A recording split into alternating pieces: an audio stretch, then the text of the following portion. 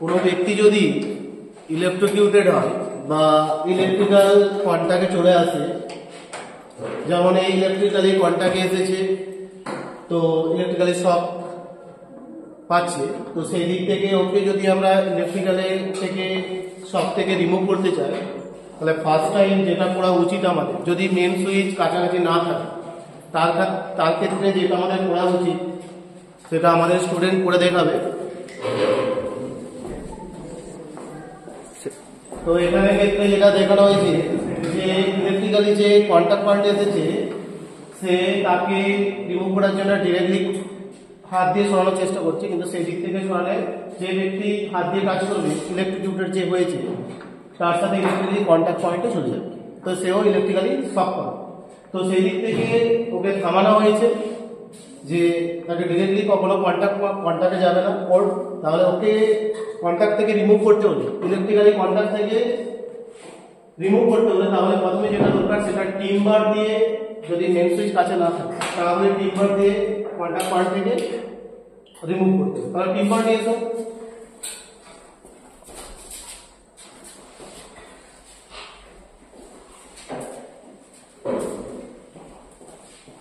এবং distance measurement করতে হবে, এবং যে হ্যান্ড রয়েছে ইলেকট্রিক্যালি কন্টাক্ট পয়েন্টে সেই কন্টাক্ট পয়েন্ট থেকে ওকে রিমুভ করতে হবে।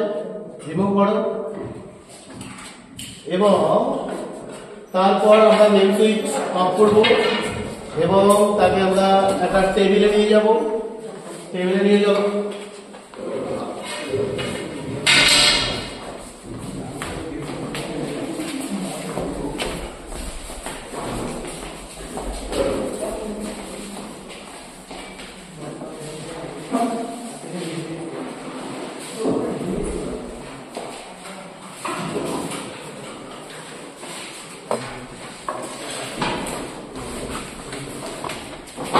এই যে ইলেকট্রিকিউটেড হয়েছে, তো প্রথমে যেটা দেখতে হবে সেটা ফার্স্ট টাইম সে সেন্স আছে কিনা, আনকনসাস হয়ে গেছে কিনা সেটা চেক করার জন্য তার আই কার্ড প্রথমে দেখবো আমরা। যদি আই কার্ড থেকে থাকে তাহলে তার নাম কি আছে দেখবো, সোমনাথ মাঝি।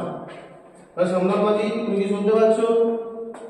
বা আরো কিছু কোশ্চেন করলাম, যদি শুনতে না পায়, কোনো রেসপন্স না পায়, তাহলে আনকনসাস মাইন্ডে চলে যাচ্ছে। তো তার জন্য আমাদেরকে যেটা প্রথম প্রসিডিওর সেটা হচ্ছে ওর যে মাথা রয়েছে সেটাকে আমরা কিছুটা এইভাবে চেষ্টা করব এবং মুখটা খোলার চেষ্টা করব। অর্থাৎ এখানে যে প্রসিডিওরটা ফলো করা হচ্ছে সেই প্রসিডিওরটার নাম হচ্ছে এবিসি, অর্থাৎ এয়ারওয়ে, ব্রেথিং এবং সার্কুলেশন। এয়ারওয়ে মানে যে শ্বাসনালী রয়েছে সেটা পরিষ্কার আছে কিনা সেটা ফার্স্ট টাইম দেখব। দেখার পরে যদি শ্বাসনালী পরিষ্কার থাকে, ভেরি গুড জিনিস। তারপর নেক্সট টাইম কি দেখবো আমরা, নেক্সট টাইম ব্রেথিং, অর্থাৎ আমরা শ্বাস নিচ্ছি কিনা সেটা আমরা চেক করব, যে এই যে ভিকটিমস হয়েছে ইলেকট্রিক্যালি যে ইলেকট্রিকিউটেড হয়েছে সে শ্বাস নিচ্ছে কিনা, শ্বাস প্রশ্বাস চলছে কিনা বা আমরা চেক করব, বা হার্টবিট চলছে কিনা সেটাও চেক করার জন্য আমাদেরকে দেখতে হবে। এবং সার্কুলেশন, যে রক্ত সঞ্চালন হচ্ছে সেটা হচ্ছে কিনা সেটা দেখার জন্য, অর্থাৎ হার্টবিট অন আছে কিনা বা হার্টবিট চলছে কিনা সেটা দেখতে হলে অনেক সময় আমরা হাত দেখার চেষ্টা করি এইভাবে। তো হাতে সবসময় আমরা হার্টবিট সঠিকভাবে আইডেন্টিফিকেশন করতে পারি না, তার জন্য আমরা এই গোলার দিকে দেখো, প্রত্যেকে গোলার দিকে, এই দিকে প্রত্যেকে দিতে পারো। দেখো এইদিকে একটা হার্টবিটের বিট পড়ছে, দেখো এই জায়গাতে তোমার যদি দেখে মনে হয় যে এখানে হার্টবিট চলছে, তাহলে এটা আমরা যে প্রসিডিওরটা ফলো করতে পারি সেটা হচ্ছে সিপিআর, কার্ডিওমনিকুলারি রেসপিরেশন। তো সিপিআর যে প্রসেস সেটা করার জন্য আমাদের যে প্রসেসটা প্রথম ফলো করতে হবে সেটা বাঁ হাত নিতে হবে এবং ডান হাত দিয়ে লক করে নিতে হবে। প্রত্যেকে লক করে নাও, প্রত্যেকে লক করে নিচ্ছ। এরপর আরেকটা বিষয় লক্ষ্য রাখতে হবে, যদি জামা টাইট অর্থাৎ শার্ট টাইট থাকে, দরকার হলে কিছু বোতামকে আমরা খুলে নেব, খুলে নিয়ে একটু ফ্রি অর্থাৎ রিলিফ যাতে করতে পারে সেটা করে নেব। এবং তারপর আমরা কি করব, আমরা যে সিস্টেমটা দেখালাম, বাঁ হাত নেব এবং ডান হাত দিয়ে লক করে নেব প্রত্যেকে। দেখো প্রত্যেকে আমরা এইভাবে সিস্টেমটা এরকম স্ট্রেট হাত থাকবে এবং ডান হাত আমরা কি করেছি দিয়ে লক করে দিয়েছি। এরপর আমরা কোন পজিশনে দেব সেটা আমাদেরকে জানতে হবে। কোথায় দেবো? পুরো শরীরের মধ্যে যেখানে খুশি তো আমি পাম্প করতে পারি না। পাম্প করবো কাকে? হার্টকে পাম্প করবো। তো আমাদের শরীরে যে হিউম্যান বডি রয়েছে তার যে হার্ট থাকে সেটা আমাদের সবসময় left side, basically left side থাকে।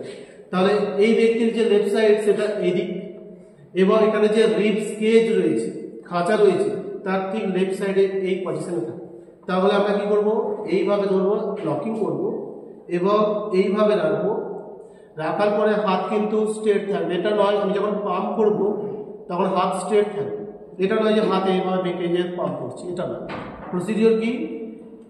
এইভাবে স্ট্রেট থাকবে, এইভাবে আমি পাম্প করতে থাকবো, ঠিক আছে? এবং এরকম 30 পাম্পস করব এবং তার সাথে আমি ব্রেথিং প্রোভাইড করব, অর্থাৎ এতে শ্বাস প্রশ্বাস দেওয়ার চেষ্টা করব। এইভাবে চলতে থাকবে বেশ কিছুক্ষণ। তারপরে যদি কনসাস ফিরে আসে, অর্থাৎ কিছু বুঝতে পারি যে রেসপন্স করছে বা শ্বাস প্রশ্বাস শুরু হয়েছে, তাহলে তাকে আমরা আস্তে করে ওঠাবো। ওঠানোর পরে তার নাম, কেমন লাগছে, শরীর ঠিক আছে কিনা, ভালো লাগছে এখন, কিছু কোশ্চেন করবো। তারপর তাকে কোনো গরম জাতীয় স্যুপ আমরা খাওয়াবো যাতে আরো, এবং তারপর নেক্সট যে প্রসিডিওর অর্থাৎ আমরা ট্রিটমেন্টে, অর্থাৎ মেডিকেল ডিপার্টমেন্ট থেকে যদি এসে থাকেন তাহলে তাদের দায়িত্ব সেখানে আমাদের কাজ থাকে না। আর টোটালটাই প্রাথমিক। আর এখানে যে প্রাথমিক চিকিৎসা ইলেকট্রিকিউটেড হয়, তো সেই জায়গাতে আমরা যে প্রাথমিক চিকিৎসা দিলাম তাহলে সেটা আমরা করতেই কিন্তু ফার্স্ট অ্যাডার, অর্থাৎ মেডিকেল বা হসপিটালে নিয়ে যাওয়ার আগে যে তাৎক্ষণিক আমরা সেবা প্রদান করলাম ইলেকট্রিকিউটেড ভিকটিমসকে, তাকে আমরা এই ক্ষেত্রে আমরা কি প্রাথমিক চিকিৎসা প্রদান করলাম, অর্থাৎ ফার্স্ট অ্যাড করলাম। তো এই ফার্স্ট অ্যাডের জন্য এই ব্যক্তির প্রাণ বাঁচিয়ে দিতে পারো বা যে কোনো ব্যক্তির তুমি প্রাণ বাঁচাতে পারো। তোমার উপরে সব কিছু। একটা মানুষের দেখো ইলেকট্রিকিউটেড হলে তার জীবনের সেই প্রাথমিক চিকিৎসার জন্য একটা মানুষ মারা যেতে পারে, আবার প্রাথমিক চিকিৎসা কারো দেওয়ার ফলে একটা মানুষ বেঁচে যেতে পারে। অর্থাৎ সবার হাতে কি একটা মানুষের জীবন কিন্তু নির্ভর করে। তো ইলেকট্রিকিউটেড যে হয় আমাদের, সেটা ইলেকট্রিক্যাল ডিপার্টমেন্ট বলে না, প্রত্যেক ডিপার্টমেন্টে সেটা মেকানিক্যাল হতে পারে, সেটা আদার্স ডিপার্টমেন্ট হতে পারে, যে কোনো ডিপার্টমেন্টে ইলেকট্রিকিউটেড যে কোনো পার্সন হতে পারে। এবং ইনফ্যাক্ট আমরা যে কোনো ওয়ার্কশপ, যে কোনো ইন্ডাস্ট্রিতে কাজ করি, সেই জন্য আমাদের ITI ফুল ফর্ম হচ্ছে ইন্ডাস্ট্রিয়াল ট্রেনিং ইনস্টিটিউট। অর্থাৎ তুমি যে ইন্ডাস্ট্রিতে বা ওয়ার্কশপে কাজ করবে তার যে প্রথম যে ট্রেনিং, যে ইন্ডাস্ট্রির যে ট্রেনিং, ইন্ডাস্ট্রিয়াল যে ট্রেনিং, সেটা কোথায় প্রদান করবো আমরা বা পাবো কোথা থেকে? তোমরা এখানে প্রত্যেকে স্টুডেন্ট রয়েছো আরামবাগ নবদিগন্ত প্রাইভেট ITI। তো এখানে আরামবাগ নবদিগন্ত প্রাইভেট ITI থেকে আমরা কি করবো? সেই ট্রেনিংটা প্রোভাইড করবো যেটা ইন্ডাস্ট্রিতে তোমরা কাজ করতে পারবে, সেই ট্রেনিংটা এখান থেকে দেবে। তো সেই দিক থেকে প্রতি বছর ইলেকট্রিকিউটেড পার্সেন্ট দিন দিন বেড়ে যাচ্ছে। আমাদের সেফটি রুলস ফলো না করার জন্য কিছু সেফটি রুলস আছে আমরা ইউজ করি না, যেমন সেফটি শু আমরা খুব কম ইউজ করি।